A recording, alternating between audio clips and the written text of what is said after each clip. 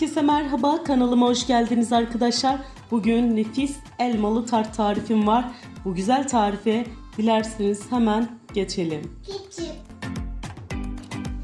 Öncelikle tartımız için 3 tane elma kullandım. Tatlı elma olmasını tercih ettim arkadaşlar.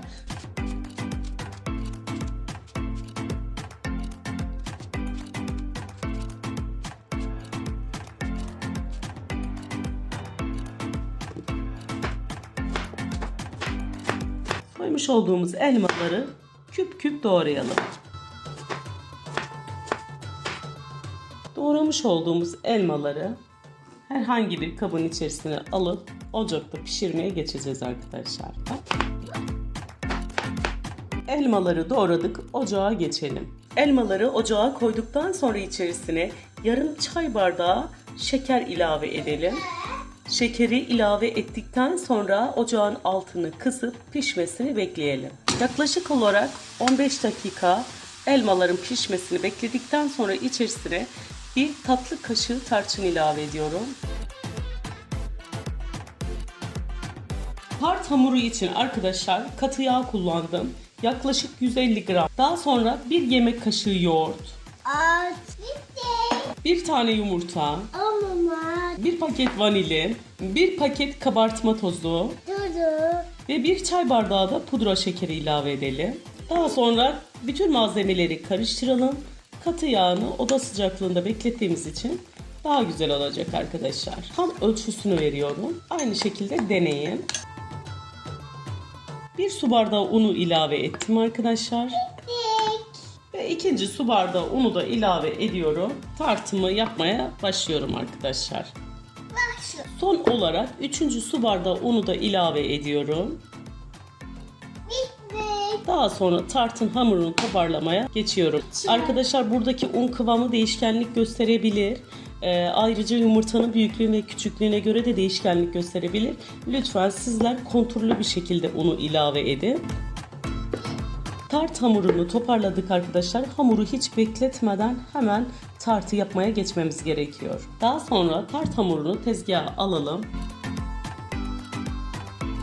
Toparladıktan sonra arkadaşlar 3'te 1'ini üzeri için kullanacağım. 3'te 2'sini de altı için kullanacağım. Üzeri içinki bezemi yapıyorum ve kenara alıyorum. Alt kısmını yapacağım hamuru da açmaya başlıyorum. Tabii ki yağlı kağıtla açarsak arkadaşlar çok kolay ve rahat olacak.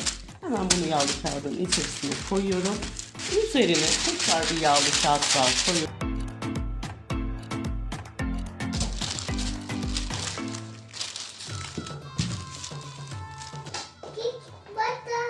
Arkadaşlar daha sonra kullanacağım kalıbın içerisine ben un serpiyorum arkadaşlar. Genelde yağlayanlar da var. Ama onunla daha iyi bir sonuç aldığımı düşünüyorum. Kenarlara da sürelim. Daha sonra açmış olduğumuz tart hamurunu kalıbımızın içerisine koyalım. Hamuru kalıbın içerisine koyduktan sonra elimizle hafiften kenarlara bastıralım. Tart hamurunu yaptıktan sonra içerisine hazırlamış olduğumuz elmalı malzemeden içerisine boşaltalım. Her tarafına gelecek şekilde düzeltelim. Elmayı tartın içerisine koyduktan sonra üzerine 50 gram ceviz serpiyorum. Bunu kenara alalım, tartın üstünü yapmaya geçelim. Daha sonra tartın üzerindeki hamuru yapmak için yine yağlı kağıdın arasına koyalım. Daha önce kullandığım yağlı kağıtları tekrar kullanıyorum. Üzerini farklı şekilde süslemek için ben kalp kalıplarını kullandım arkadaşlar. Daha sonra kalp kalıpların en küçüğünü kullandım.